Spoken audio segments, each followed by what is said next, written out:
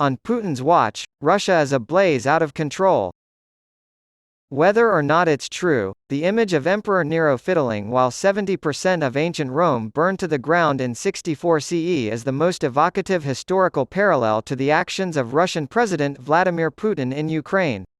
Russian forces in Bakhmut, Andriivka, Kreminna, Vuhledar, and other small towns along the Eastern Front in the Donbass are nearing culmination as Putin's special military operation burns down around him.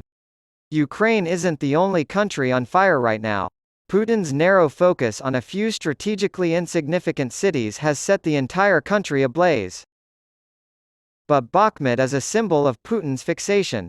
Military blunders of that magnitude are being repeated all along the Eastern Front. Russia's losses in Ukraine are only part of the country's rising costs. They have far-reaching and endless effects because they are devastating. The human cost is enormous. The British Ministry of Defence reported in February that they believed Moscow had suffered over 200,000 casualties by that point, including as many as 60,000 deaths. With Russia's current population of 146 million, such a loss would affect future generations. Nothing but trouble lies ahead. Russia has lost as many as 30,000 troops trying to take control of Bakhmut, a region measuring only 16 square miles, according to a ministry estimate from last Saturday. The loss of life, property, and ammunition in Bakhmut alone is shocking. Putin's forces have made only a 15-mile advance, west from Popasna to Bakhmut, in 9 months, with an astounding 2,000 Russian casualties per mile.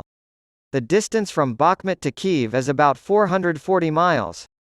Given the nature of the terrain, it's impossible to say how many lives Putin would have to sacrifice in order to reach St. Sophia's Cathedral in the center of Ukrainian President Volodymyr Zelensky's capital city. There are currently 4 major conflicts in the Donbass, with Bakhmut being one of them. Daily reports by Chuck Farrer, a former U.S. Navy SEAL, on his Twitter feed titled, "Indications and Warnings," is losing men at the same alarming rate in all 3 of these conflicts. On March 27 itself, there were reportedly 600 casualties along the Andriivka axis. Putin's rate of Russian equipment destruction is just as high, as documented by Farrer's tactical maps of the battlefield. In a March 24 report, Farrer said that the Ukrainians repelled Russian attacks at Serebryansk Forestry and Bilohorivka along the Kreminna battle line, prompting attacks on Russian HQ elements, air defense sites, and electronic warfare equipment. 100 Russian tanks were already lost in a epic, mechanized armor battle at the start of Putin's spring offensive in Vuhledar in late February. Putin has not improved as a military leader during the course of this year and a month-long conflict. As they did in Kyiv, the Kremlin is using the tried and true tactic of advancing columns into ambushes.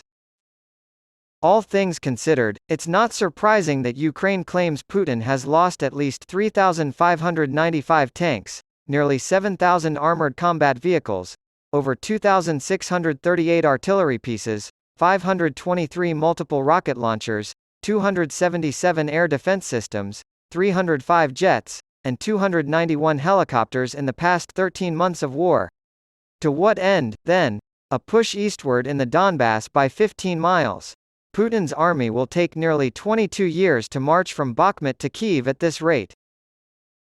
Russia has lost more than just precious time and lives. Putin is also setting fire to nearly every part of his country in an effort to satisfy his own vanity.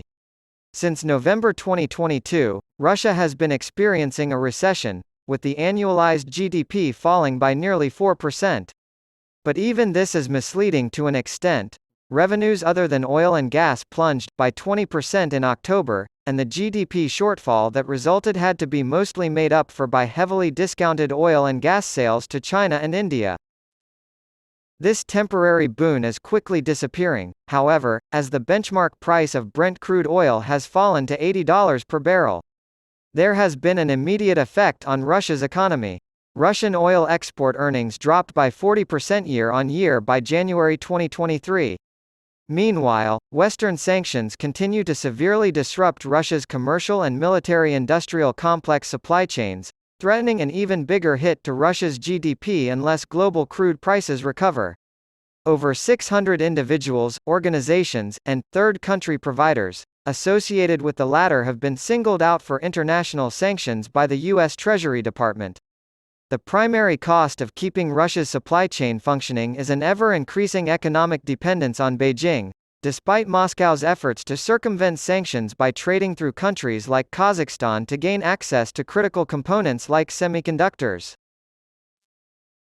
Putin is destroying Russia's economic potential to innovate and compete in the post-war global marketplace over multiple generations, through both resource depletion and brain drain.